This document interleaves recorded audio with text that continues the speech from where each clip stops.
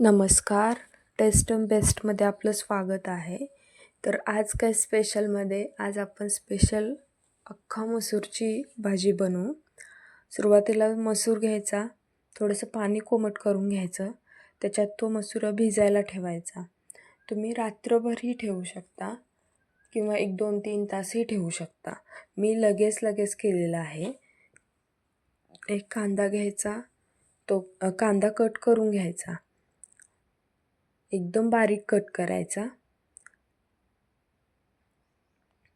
कांदा कट करून झाला की आपण पुढची प्रोसेस करू.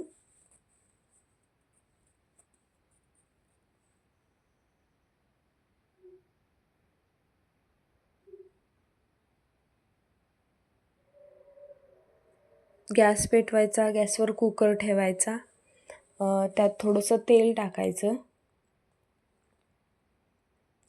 तेल चांगलं तापलं की थोडासा त्यात कांदा टाकायचा. कांदा व्यवस्थित परतून घ्यायचा. कांदा परतून झाला की त्यात थोडंसं लाल तिखट टाकायचं. लाल तिखट टाकलं की त्याच्यात भिजवलेला मसूर टाकायचा, टोपण लावायचं आणि 3 शिट्ट्या करून घ्यायच्या. शिट्ट्या होत आहेत तोपर्यंत आपण सनराईज एन्जॉय करू. शिट्ट्या होत आहेत तोपर्यंत आम्ही मस्त बाहेर जाऊन फिरून आलो.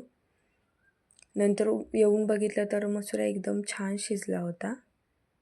नंतर थोडंसं आलं लसूणची पेस्ट केली, थोडंसं लसूण, थोडीशी कोथिंबीर आणि एक आल्याचा तुकडा पेस्ट करून घेतली. कढई तापून त्याच्यात थोडंसं तेल टाकलं. तेलामध्ये थोडासा 4 कांदे कट करून घेतले मोठ्या साईजचे, तर व्यवस्थित परतून घेतले.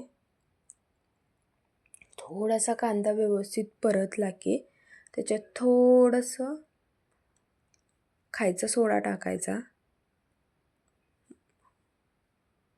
म्हणजे कांदा व्यवस्थित परतेल आणि एकसारखा मिक्स होऊन जाईल, विरघळेल कांदा पुरा तेलात. व्यवस्थित कांदा परतून घेतला.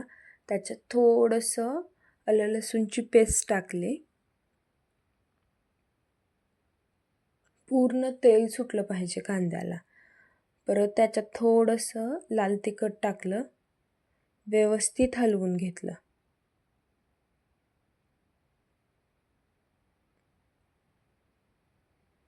इथे मी 3 चमचा लाल तिखट टाकला आहे. तुम्ही तुमच्या ह्याने टाकू शकता. माझा हा घरगुती मसाला असल्यामुळे मी थोडा जास्त टाकला आहे. त्याच्यात तो परत मसूर टाकून घ्यायचा, व्यवस्थित हलवायचा. तर रेडी आहे. वरून थोडं मीठ टाकायचं. तर आपला एकदम हॉटेलसारखा मसूर तयार झालेला आहे.